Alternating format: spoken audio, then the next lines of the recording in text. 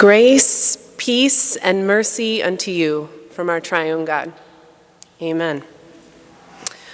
A woman from Somalia recently asked me where my family was from. I grew up in New Ulm, so naturally I could say I was German even if I wasn't.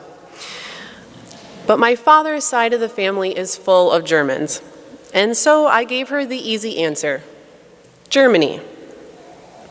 The more I reflected on our conversation later in the day, I was embarrassed to think that I hadn't thought very long about where my roots were from.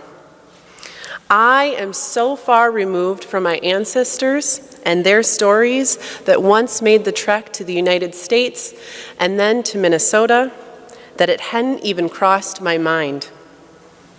I hadn't thought about the difficulties that they had to conquer in order to live here. I hadn't thought about the challenges that they had to endure while settling in, leaving loved ones behind, and adapting to a society that was very different than their own. So here I am, a white, privileged woman living in a country overflowing with opportunities and being able to grow and stretch myself in ways I could never imagine. And I had not once done research or asked the difficult question: what was it like to leave your home country in search of a better life? Currently, there are over 65 million refugees in the world, and over half of them are children. Only 1% of them will be resettled this year.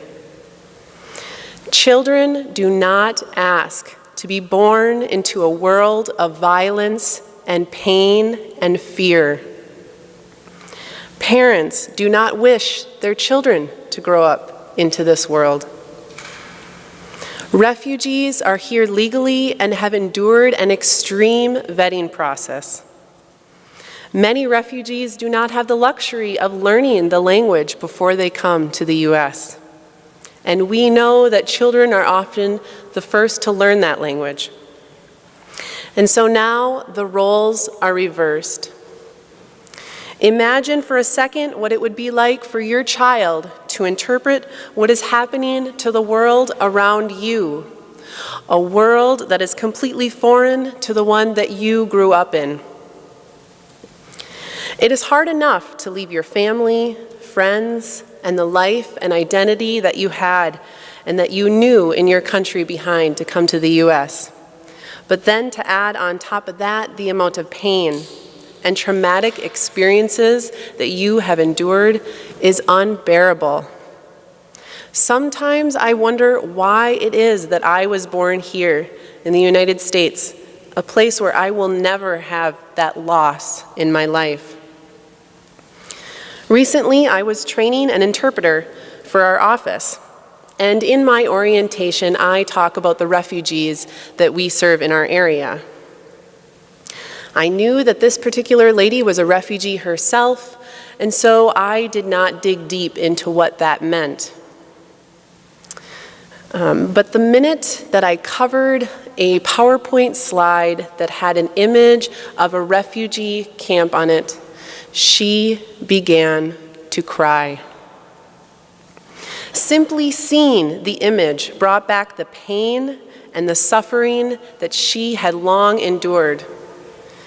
She told me that she was 18 when she came to the U.S., spending most of her childhood in the refugee camp. And the image of that one picture just brought back a flood of emotions to our conversation. She had already been in the United States for a decade.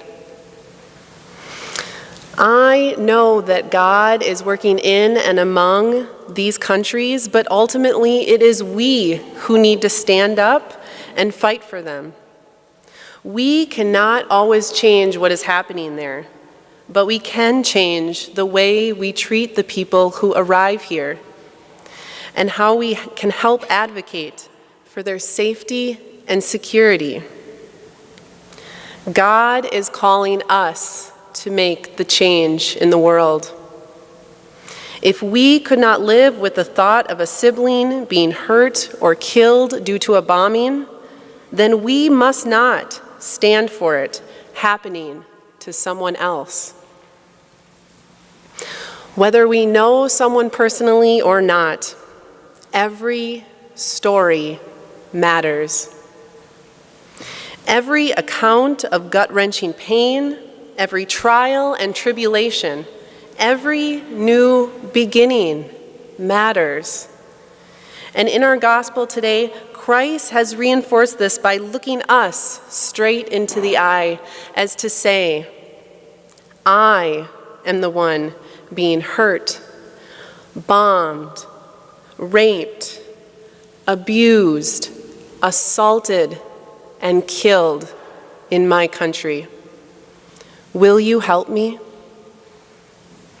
And suddenly, when we have replaced the image of Syrian refugee or Honduras immigrant with the image of Christ, it is an unmistakable call to act.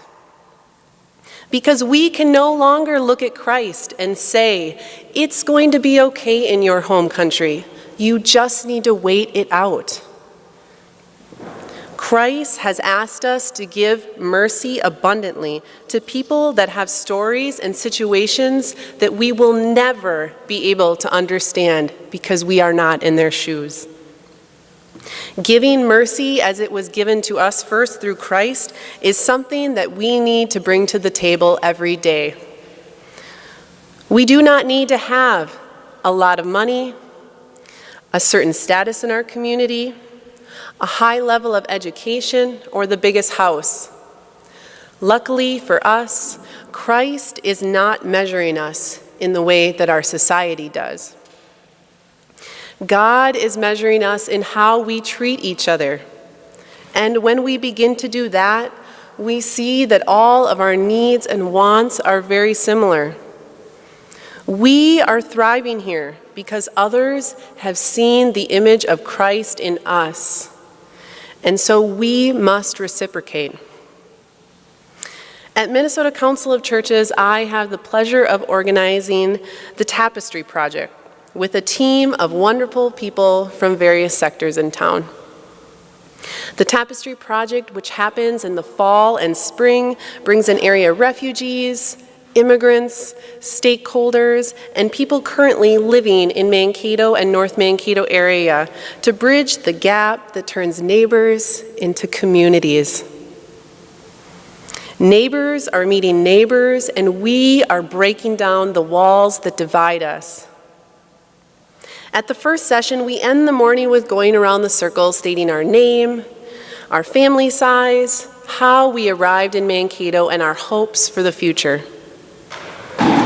A few weeks ago, when we started our spring session, I heard people say things like, my hope is to be a nurse, a doctor, that my children would marry a good person, to get an education, and to start my own business. To things like, my hope is to live in peace, that my nieces and nephews would grow into a world without biases, and that this country would take seriously the greatest commandment of all, which is to love thy neighbor. Those dreams are very similar to the ones that we probably have right here at First Lutheran Church. There is more that ties us together than pulls us apart. There is more that binds us to the grace of God than pulls us away. And there are more good people in the world than we tend to give credit for. So let us see the best in each other. And that is to say, let us see Christ in one another. And when we can truly see one another in the image of God, we can finally say, Bienvenidos a casa. Kuso dawara kuregina. Welcome home. Amen.